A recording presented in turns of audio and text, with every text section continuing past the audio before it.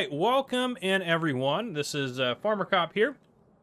We got a new update to Farming Simulator 25 today, update 1.9. If you come into your game, first off, want to note this, and it's a little stuttery, just kind of fly around in build mode. I didn't really notice anything, but you might get a little bit of stuttering as the shader needs to recompile or, refill the cache. So maybe kind of do a little flying around. But I didn't really seem the need to do that for me, but you might for yours. Anyhow, I normally in these videos would go over some of the changes and stuff like that, as well as the new equipment, because we also got the free content update. This is mostly about the free content update. I'm going to read the changelog really quick. If you want to skip ahead 30 seconds, you can do that. But I really haven't had issues with any of this stuff, and so I don't really have a whole lot of ways. It's not like, just like new stuff for me to show off really on this one. But anyhow, it says fixed multiplayer connection issues, various technical changes to improve performance, various stability improvements to prevent crashes, various text and translation adjustments, various visual adjustments on several models. And a lot of that stuff there is kind of standard. They'll do some of that to some degree whenever they do an update. So that just kind of makes sense. Then it says improved automatic wood harvester arm behavior if trees are beneath the harvester. I haven't really had any issues with that, so I don't really have like a specific scenario to test that on. It says improved responsiveness of field information box to appear on map overview. Improved fuel consumption calculation of wood harvesters while processing a tree. Fix button conflict on controller and mod hub for search and active downloads.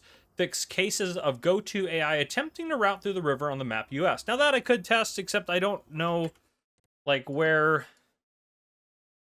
I'm assuming they probably just like drove off one of the ferries and thought that that was a good route for them to take. But again, I've done, I've had people, people going from here, over to here, and I haven't seen them try to take the ferry. I've seen them go up and around. So I don't know.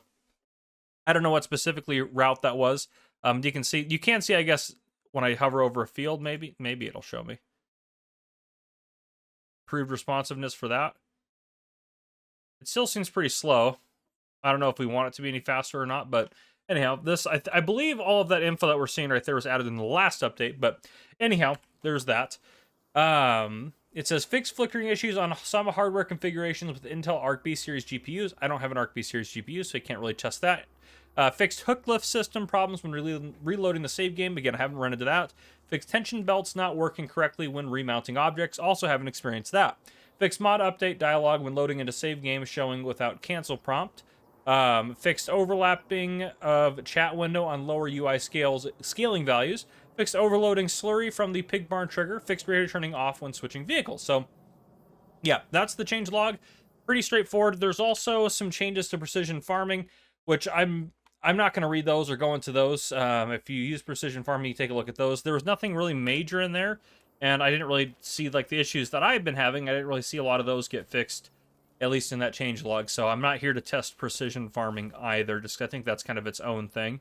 But yeah, let's take a look at the new equipment. So first up here, we have the Vader Topdown 600 cultivator. If we go in the store here, to be found under cultivators, it is right here. It's $90,000 to buy. You can add a seeder unit to it. You also have some different customizations for tires. You can do a license plate on there. When you do add the seeder unit, you can put 360 liters of seed in it. Requires 300 horsepower. It has 6-meter working width at 9 miles an hour, so not too bad. Let's get in here, fire this up. I do have the seeding unit on here. I'm assuming it's going to direct drill, so we're going to test that over here. If I lower that down, assuming turn it on as well. Yep, turn it on if you got the seeding unit. And it does look like it's working. Now, if I turn it off, will it just stop planting? Yep, then it starts cultivating, so that makes sense. You can use it as just a cultivator if you turn that off, though if you hire a worker, they're going to seed for you. So it only does as well. It only does grass and oilseed radish, so just be aware of that, which is kind of what I figured it would do. But we always have wheat here. We have nothing here. And if we go over to here, we have grass growing. So there we go. The next thing we have on the list is the Pottinger Aerosam VT5000 DD seeder. This one right here, I was hoping, based on the front of it here, it looked like a direct drill. But if we go into the store, we go under seeders, it's right here. There's no other versions of it that I can see. This does not have the information down here that says it's a direct drill. Like this one is a direct drill. It says additionally, This seeder offers the possibility to seed directly, no previous cultivating or plowing necessary. This one doesn't have that. Obviously, it's all the same basic crops. It only does seed. You can't put fertilizer down as well. 5-meter working width, nothing crazy there. 9 miles an hour, nothing crazy there. 2,800 liters of seed. Only requires 200 horsepower, but for half the price, you can have 4.6 instead of 5 meters, so 0.3 less meters. And I mean, that one does go a little faster, but it doesn't add this, and this one at 11 miles an hour at 4 meters is going to get the job done faster than this guy at 5 meters at 9 miles an hour. And this one also fertilizes, so, and as a direct drill. So, like, unless you were specifically looking for it, if it was a direct drill, I think it'd be more useful. But unless you're specifically looking for it, I don't think it's that exciting. You can do a ridge marker, yes or no, and then the license plate configuration for that. Now, maybe it is something that is a direct drill. We're going to test that as well here. Because I believe those things, those things are moving. You can see the little cultivator bits moving. You would think it would direct drill. That's, lower it down. Turn it on. It's definitely killing all the wheat, but I have crop destruction turned on. So let me turn that off.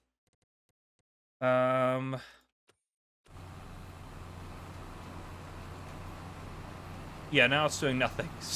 So it's turned on. So that, are those decorative there? Like, I feel like it should be more direct drill-esque. But, we try it over here. We'll see if it actually seeds, which I'm sure it will.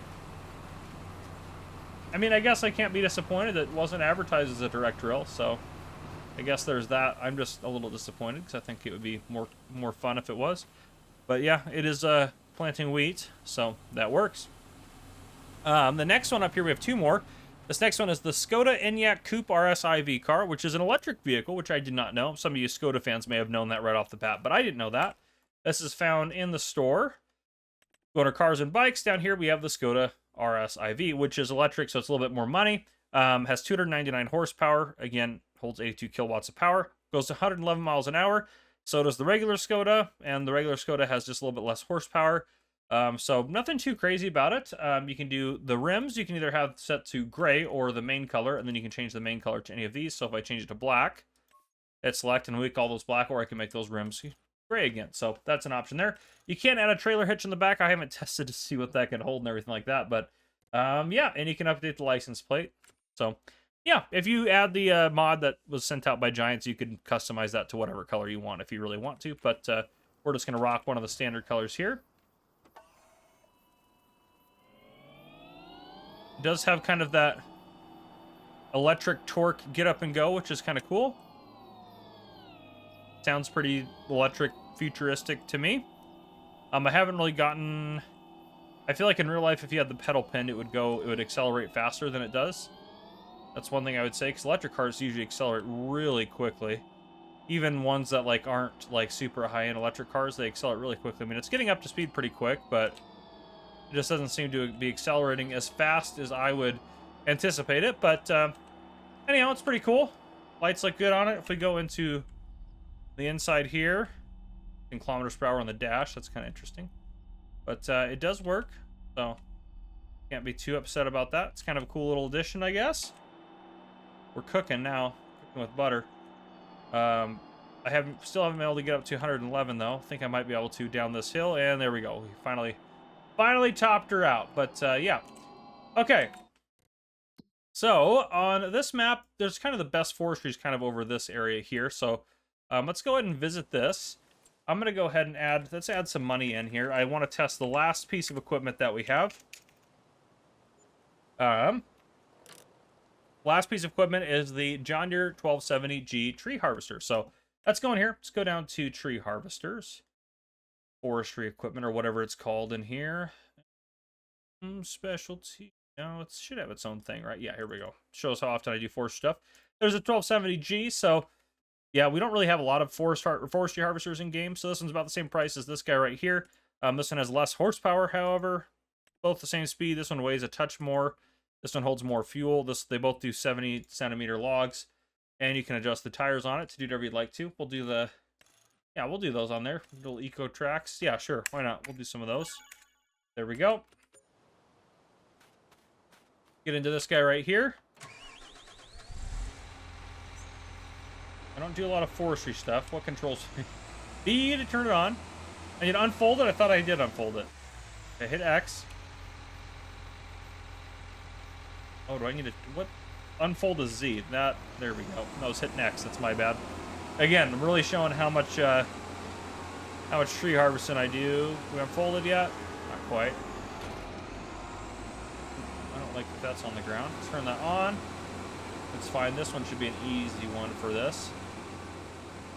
And they did say, let's see if we can't try to get this, so it's a little bit of a hill here. Let's go at it from above. Because they did say when the trees are below it. I don't know if this is what they meant or not, but I think this is the best. What? Oh, I'm not allowed to cut this tree. Oh, I didn't buy the land yet. There we go. All right, let's go ahead and hold O down. If you hold O down, it will get you lined up automatically, which is super cool. It's to cut. Yep, no problems there. Oh, tree's stuck in another tree, that's okay. You can go up, down, around. Obviously, we have inside the cab. We have the outside view here. You want to try to rip this tree over. Ooh, that was kind of weird. I don't even know how I did some of that. We're at 5 meter lengths, that's fine.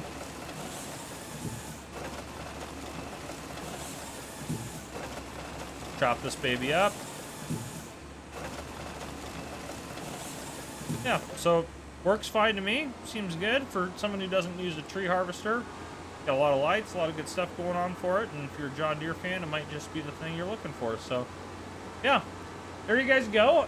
That's honestly what I got. I mean, there's nothing too crazy here. Just got a couple things to show off. But yeah, if you guys enjoyed this video, please drop a like down below. If you haven't already, hit that subscribe button up on the screen. Join the Farmer Cop channel and turn your notification bell so you don't miss any future videos I may post. This has been Farmer Cop. Thank you guys for coming and watching. I'll see you guys in the next one.